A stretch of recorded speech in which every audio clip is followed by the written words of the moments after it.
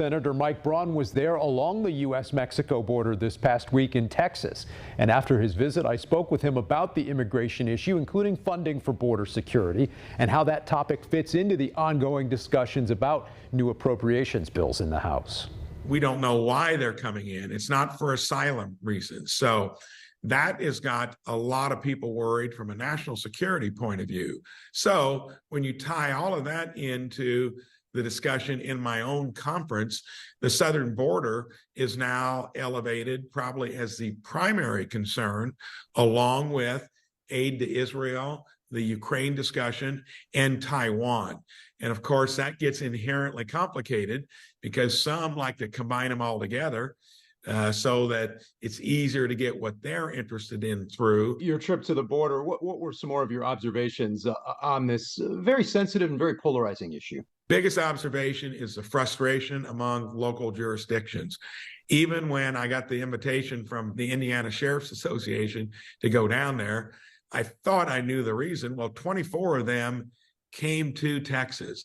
They're starting to feel it in our own Hoosier counties. The floodgates are open, and the Biden administration has said, open borders, these are the consequences we're dealing with. It's going to be a big issue in 24. Of course, a candidate for governor in 24. This week he faced some backlash after that trip to the border. One of the sheriffs who reportedly went with him on that trip announced he was no longer backing Braun, but instead now backing his opponent, Eric Doden. This week, the Henry County Sheriff cut an ad for Doden, criticizing Braun for backing a proposal in 2020 to scale back legal protections for police known as qualified immunity. In a statement to Importantville's Adam Wren, who first broke that story, Braun's campaign says he supports our law enforcement officers and will as governor, calling the Doden ad, quote, desperate politics.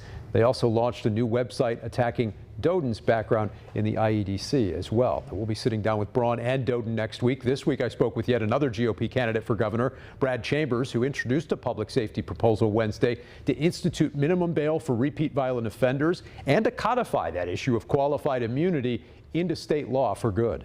How big of a topic do you think this will be in this GOP primary? Well, I think public safety is fundamental to our quality of life as Hoosiers, and so anything that affects public safety and that quality of life is really important. So I think it will be a topic, and that's why I think it's important that we talk about it and we lean into the codification of qualified immunity here in the state of Indiana to make sure that the officers know we're behind them and that we appreciate the risks they take every day to protect our safety. So I think it's going to be a topic. I think it's an important topic to have.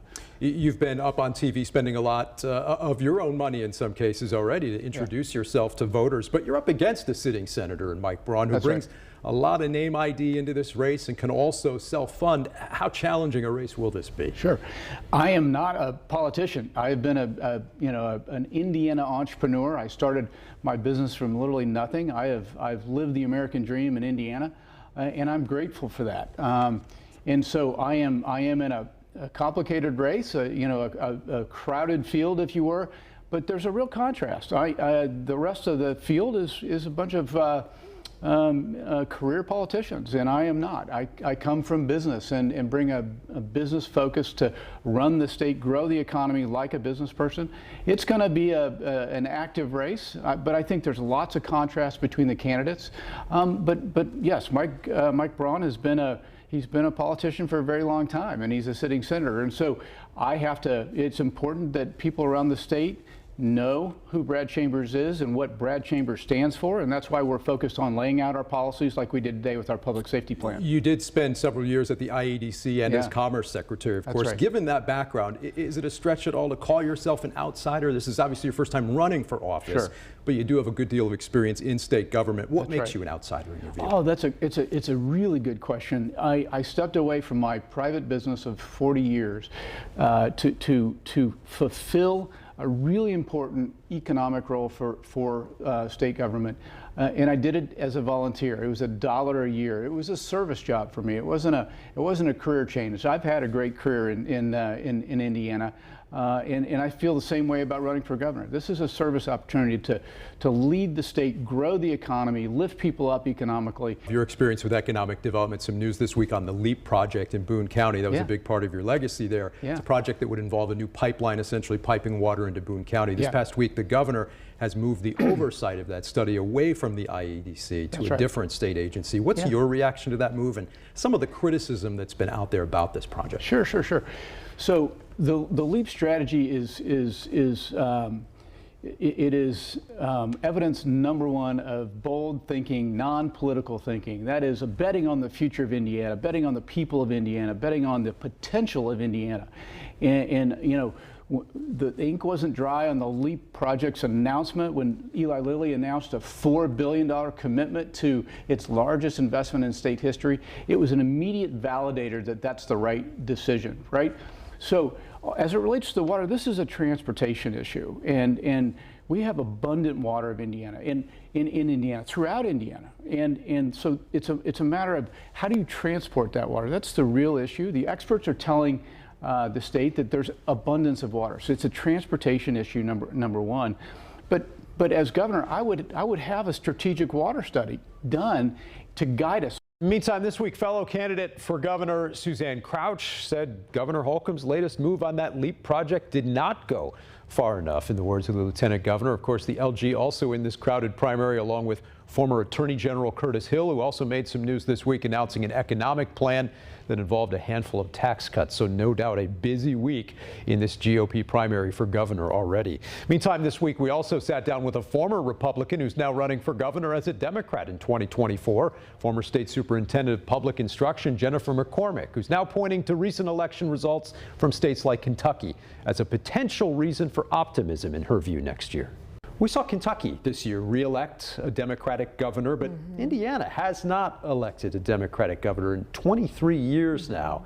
How do you break that streak? Yeah, so we know we have a plan to victory, but you watch Governor Beshear get his second term and win it handily. We watch what's happening in Ohio, Arizona, Pennsylvania, Terre Haute, Evansville. I mean, there was such good momentum that we're feeling really good about the last election. Will you have the financial resources to compete in this race against a Republican field, whoever emerges from it, a number of those candidates heavily self-funded? Yeah, and I can't do that. So I wish I could, but that's not me. So I'm going to rely on really grassroots. We've had a great response, some small donors, and with the average income in Indiana being around $55,000, that's reflected in my campaign. So I know I'm going to have to get after the small donors, and that's just what the campaign will be. So it's going to be tough to fund to the level they fund. I mean, look at the primary already. So, but I know what I'm up against, but we're going to continue to work hard for those dollars. You mentioned the results from Ohio. That was one of the big items from this past week's election, the ballot initiatives where voters approved both marijuana legalization and a constitutional amendment protecting abortion rights. Indiana voters don't have the ability to put an issue like that on the ballot so easily. Do you think that should change, and would you as governor support enacting such a change if you could get enough support for it in the General Assembly? Absolutely. I think the majority of Hoosiers, their voices are not being reflected in our policies and what we're seeing in the state. And I think that would be very popular to instate that. So absolutely, I would support that. But it'd be an uphill climb in the legislature as it's currently configured. Sure. It would not be easy. I'm not saying it would be easy, but I think it's necessary. What other issues do you hope to focus on in this campaign and as you run for governor next year? Yeah, so I've been doing a lot of listening across the state, and it's me listening to Hoosiers and reflecting policy based on what they're looking for, because I really feel like we've been silenced in a lot of ways. Our voice, our opportunity, our rights and our freedoms, but no matter where I am, bipartisan wise, I mean, it's about reproductive freedoms. I mean, that's a big chunk of it. It's also about education. People are paying attention to, we need to prioritize kids. A lot of community safety conversations. Obviously, marijuana is also getting a lot of conversation. So there are a lot of issues that are, coming to the forefront from Hoosiers, and they feel like none of them are being addressed. Part of my interview there with Jennifer McCormick. Much more to come on the race for governor next week. Of course, it's also going to be a big week at the State House here in the days ahead. Tuesday afternoon, state lawmakers will be back for Organization Day ahead of next year's session. We asked the governor about the coming session this past week and issues like marijuana. Of course, we'll have more coverage on all of that here in the days ahead. Coming up next on this week's edition of In Focus, tensions running high in Washington in these sharply divided times. We'll talk with our panel about some of the actual fights brewing in D.C. this past week and some of the political fights here in Indiana. in the year ahead. Plus, how Indiana's colleges and universities are using new partnerships with major employers to try and attract more students to campus. Next.